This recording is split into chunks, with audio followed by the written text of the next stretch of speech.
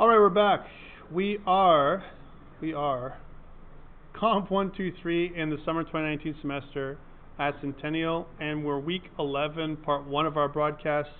I'm going to start with talking about assignment number 5, right? Now, I told you that this was coming, right? And I know you guys are finishing assignment number 4. Right now, it's due by Friday at midnight.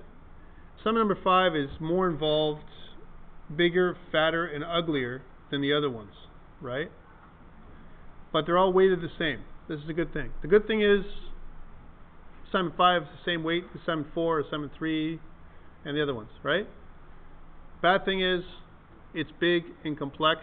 It asks you for a lot of little things, details, and that's going to be the challenge. So what are you making in this one? What you're making is something that looks like this. You're going to have a splash screen that kind of come up that looks kind of like this.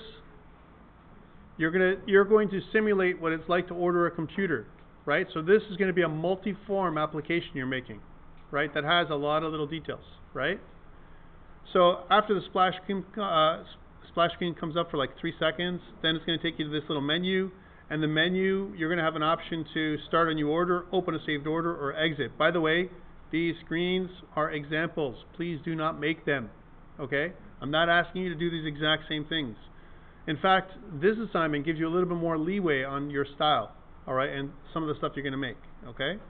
However, these buttons are important. Start a new order and open a saved order and exit. Those buttons are required. So if you start a new order, it's going to take you to this thing. And this data form, this data grid, it looks like a big data grid. Don't be alarmed by it because it's actually going to connect to your database, which I've already given you. I've given you a database that's up on the assignment document, or if you look at the assignments upline, you have two things. You have this document here, plus you have the database file, okay? So then what you do is you're going to write some code that reads from the database. I'm going to show you how to do that. And then the database is going to fill in this detail, okay? When you click on a row on this data grid view, click on a row, the data that's going to appear is going to come down here. It's going to appear what you've ordered. Now, don't be afraid and upset with me because this data is a little old. Who cares? It's just a simulation on some sample data that you're going to use to fill in some here inside your application. All right. So you're going to have this form, and then what you do is if you select this row, it's going to display the data that you selected down here. When you click on any cell in the row, it's going to highlight the entire row. That's the way I want it to function. And then when I click next, it's going to take me to this product information form, which is going to display the data that you selected in different fields. Okay? Notice that you also have a little menu up here. The menu actually gives you the option to save this product for future use. I want to maybe buy it later. I don't want to buy it now, right? Or open something that's already been saved, right? So load and saving is going to be part of this application, okay? And then I can click on select another product, which is going to take me back up here, right? So I didn't select that one. I want to pick something else, right? I'm also going to click on next, or if I'm happy with this, if I've loaded it, or if I'm just happy with the one I chose, I'm going to click next, and it's going to take me to my order form. And my order form is going to be like the last form in my database. Don't worry about the images. It's not important, okay? I mean, obviously you can make this look like whatever you want it to look like. You can have a basic image that comes up. I don't expect you to hunt down all the images for each of the items. It's not that important, although it may ask you for a picture box. You may just put in a laptop image or a desktop image or something that makes sense, okay? It's going to display the information here, and when you click finish, right, it's going to say thank you for your order. You can also press help and get an about box, or file and print. Printing is not going to work because you don't have a printer. I'm not going to have a printer. We normally don't print anything anymore. So if you press print, it's going to come up with a little dialog box, a little message box that says printing your order. It's not going to really print anything. It's just going to say printing, okay? Because we're making a simulation of what your order will look like. All right. And then finally, that's going to be the final form, all right? You can also go back. Notice this is back. I can go back to this. I can go select another product, which is going to take me back to this. So I can go all the way back to this form right here if I want to. So your application will allow you to traverse or navigate forward and back, just like we did last week with my little example.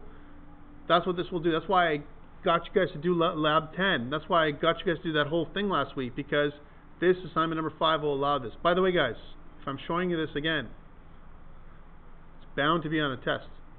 Multiple forms going back and forth, guaranteed is going to be on your test in week 14. I'm telling you in advance. It's happening, right?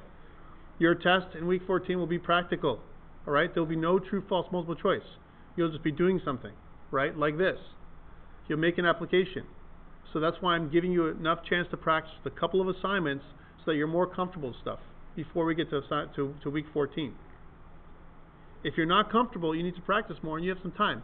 We're sitting at week 11. This week, week 12, week 13. You have 3 weeks. And week 14, this is due week 14. This assignment is due the end of the week on your last week of school. Week 14, August 16th, Friday, August 16th at midnight, right? So you have all week to do it. Even after your test is done, you'll have all week to finish, right? So you have lots of time. Please, guys, for assignment number 4, which is due this week, and assignment number 5, do not wait until 11:59 and then say, Tom, I don't know what happened, but I can't upload the Centennial, right? Because you've had weeks to do this. Please don't do that. Give yourself a buffer. Submit early. You don't have to wait until the 11th hour, or in this case the 12th hour, to submit, right? Submit early, and you can submit often. One strategy you might do is, I want to make submit my basic stuff for assignment 4. I don't have any options. I don't have any bonuses. I just make it so that it works. I'm going to get 100%, right? And then I submit again with my next version. That's okay. I'll take the last version, the best version that you give me, right? Even if the first 2-3 versions are broken, I don't care. Give me the last one. But it's better to submit something than nothing, because I can't give you part marks if I see nothing. If you submit late, you lose 20%. Please don't do that. You have lots of time to think about this. There's no extensions, especially not for this one. Here, there's absolutely no extensions, right? Because it's the last day of class. You need to submit this thing. All right, so that's what it's going to look like. That's what assignment 5 is going to look like. Now into some of the details. I recommend you look through them, but basically each of the forms is going to give some requirements. Notice that this thing is worth 77 marks to satisfy your 10%. Okay, that means in the rubric, way at the bottom, it tells you where you get your marks. Your user interface is 27 marks out of 77, right? Okay, so I did my user interface. I have no functionality yet. I make sure my program is structured properly, which means that, some basic things, right? And then internal documentation, I put my program header, who I am, my student ID, all that kind of stuff, and I make sure that I comment properly. And my version controls with 4, so if I take 4 plus 5 is 9 and 3 is 12. 12 and 27 is 39. Guys, that's a pass. 0 code, right? So if you fail any one of these 2 assignments, it's because you didn't follow the instructions. It's literally like that. There's no chance for failure if you just do your user interface, you work with GitHub, you make sure you document things properly, and you do your program structure the way I asked you to. All right? Like, literally, that's all I need you to do. Now, obviously, I want you to do some coding, because that's what this class is about. It's not about user interface design. However, I recognize that there's going to be some of you in our program that are never going to become programmers. Not because of our program, but because maybe that's what you don't want to do that. You want to be a designer. Or maybe you get inspired and you want to change your program to something else.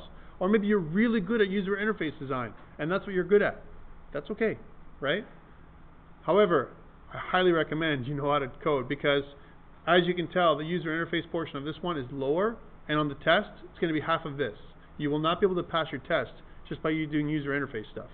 All right? You need to know a little bit of coding. I'm ramping you up, getting you slowly, getting more comfortable. So by the time you do your test, you're trained to do your test by doing these assignments. Okay, questions around this so far? It's pretty simple. It looks complex because it's big. There's multiple forms. But really, all you have to do is tap into a database. The most complex form is this one. Once you get by this one, select form, the rest is fairly simple, right? Saving and loading is also a little bit more complex, but I'll be covering it this week.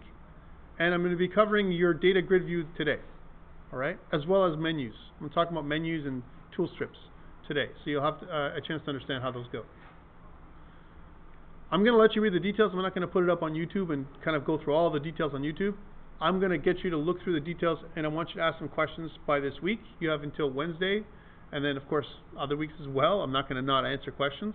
But please start asking me questions about this assignment number 5 starting Wednesday, so I can get you guys going. Okay, so question for you guys now, back to you, right? What would you do to get going on this assignment? What's the first thing you guys should do to get maximum marks? What's that? The basis. What do you mean?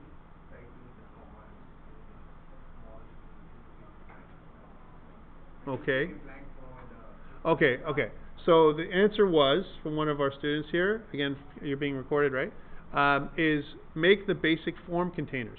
So basic empty forms. How many forms do I need here? I definitely need a splash screen. That's 1. I need a start form. That's 2. I need a select form. That's 3. That's 4. That's 5. I make my 5 forms, right? I put them inside my project. They're empty right now, right? That's the first thing I do. Yes. 6th will be a little message box. I'll show you how to do that later. It's not really a form, but you could use a form if you want, okay? But you could have a 6th form, yes. And you could have a 7th form from the About box, which I'll show you today, right? So it could be like 7 different forms. It sounds like a lot, but you can generate those forms fairly quickly, all right? So that's the first thing. Second thing, what do you do after you have your forms? What's the second thing you do? By the way, this is training for your exam or your test. What's the second thing you do? I got my forms. They're empty. What's next? Keep going. Design. Okay. What did you say in the back? What are your thoughts? What kind of design would you do? You could, but you could also draw them out, which I recommend. Why? Because you don't know what they're going to look like, guys. I mean, even though I've given you some examples, don't make mine. You know, you want to kind of explore other options. You want to look at stuff. Now, sometimes, and this is the truth, you have no time to explore because you got like a bunch of other assignments happening at the same time. So worst case scenario, these ugly things I've given you as examples, you could pretty much copy them and I'd be okay with it, right? But, you know, you got to explore. It might be slightly different than this, all right? Because some of this may not work exactly as you think, all right? So again, do a little bit of a sketches. That's what I recommend. Do a sketch. And maybe what I'll do is, again, I'll give you another lab to sketch out, assignment number 5, right? And give you some time to do that, to draw it out with your tools, yeah. Like I tried to use a few tools, none of them have the option to like exactly... It will never be exact. Even in real life, it will never be exact. Because even if you make an exact thing, once you start programming and coding it, it'll be different. Yeah, that was the lesson. The lesson is there's going to be planned and actual. Your planned and your actual sometimes will be slightly different, and don't worry about that. At least you have a plan. Better to have a plan and no code than code and then go, oh, man, I have to redo this thing again because I don't have enough room, right? Yeah, so like if your like whole console box is like bigger and the drawing. Yes, you need to plan this out. So again, one is sketch. This is the optimal thing to do, guys, by the way. Okay, or if you have an artist on your team, if you're working in a team of programmers and artists, they're going to give you the sketch for your application. Here is your layout. Here is your design, right? Right now, you're the artist and the programmer for this application, okay? Next, I have my sketch. I'm going to do my user interface because my user interface, guys, is almost a pass. If you do your user interface and all the forms look right, it's almost a pass. After your user interface, make sure by default, if you can't get any of the code, even on a test, that I can go back and forth from one form to the other. If I can't go back and forth from one form to the other, I'm going to give you 0 for the forms I can't get to. All right? If I can't get to the 5th or 6th form, I can't get to them. Right? Please do that much coding. Just enough so I can traverse the forms and look at them, even if they don't do anything. If they don't do anything, it's okay, but make sure I can get to them. All right? For me. After that's done, you've got your user interface. Now you start coding it. And the first thing I want you to do for this one is code this form. This is the first one I want you to work on. Before even this one. I mean, this one just starts a new order or opens. Your open to saved order should be blank. Shouldn't work at the beginning because you don't have anything to open. You can't open an order unless you save one, right? So you must do this one pretty much first. All right, so get this one started, right? And connect to a database, and we'll talk about that later, right? And then once you have this one working, then you can make the other ones easier. The functionality should flow from there. All right? So that's your assignment number 5. Again, I recommend, guys, you jump on that as soon as you're done assignment number 4. And by the way, I looked this morning and there's only 6 people that have submitted their assignment number 4. It's still early. It's Monday, right? So my anticipation is that by Wednesday you might have a couple of more people. This is the way it goes with students. And then by Friday, whoever can submit will submit on time, which means the 100 people left are going to submit on Friday. And some of them, hopefully not you guys in the class, will submit at 1 minute to midnight, all right? For whatever reason, even though I told you not to do it, right? And you're going to have a problem because everyone's going to try and submit at the same time. And it's going to flood eCentennial with like submissions. And you're going to be slow, and then it's going to be late, and you're going to get 20%. And you're going to cry and say, please, professor, I was trying to submit 1 minute to midnight, and I just couldn't do it, right? And I'm going to say, I'm sorry, we talked about this on the Monday, and I told you I'm not going to do it. You're going to get minus 20%. Please give yourself a buffer of about an hour. In your mind, even though your thing is due by midnight, that's for errors. Somehow something happens to you. It didn't work, or you messed up your GitHub or something else, right? You should think about submitting by 11, latest. That way, you package up your stuff, you zip it up, do all these things. By the time you do things, you might go past 11, but you're not going to be past midnight. You'll be on time, and everyone's going to be happy. I'm going to be happy. You're going to be relieved that you've handed in your assignment number 4, and we can move on to the next one. Okay. And again, please make it your own. If I see the exact same assignment 4 that someone's handed in, guys, when it comes to detecting people who are cheating, I'm a rocket scientist, eh? Don't try and cheat. I will know if you shared your project with somebody else. I will know. There are ways, all right? Please don't do it. You and your partners, they're not supposed to be partners on this thing, will all get 0. If there's 6 of you, you'll all get 0. There's 10 of you, you'll all get 0. If it's the whole class, you'll all get 0. I will not give you marks for cheating. There shouldn't be a need for it. Come on, guys. This is like, I'm giving you the way to do this. In class, last week, I gave you how to do your backwards and forwards forms. I gave you how to do your calculator buttons the week before. I gave you how to do your radio buttons. I mean, really, even your conversion from string to float or whatever, I've given you all that stuff. What is this that's left? For you guys not to be able to do this is that'd be pretty bad. Okay, so please get it done. That's it for this recording. I'm going to get back into the PowerPoint right now, which we're going to start.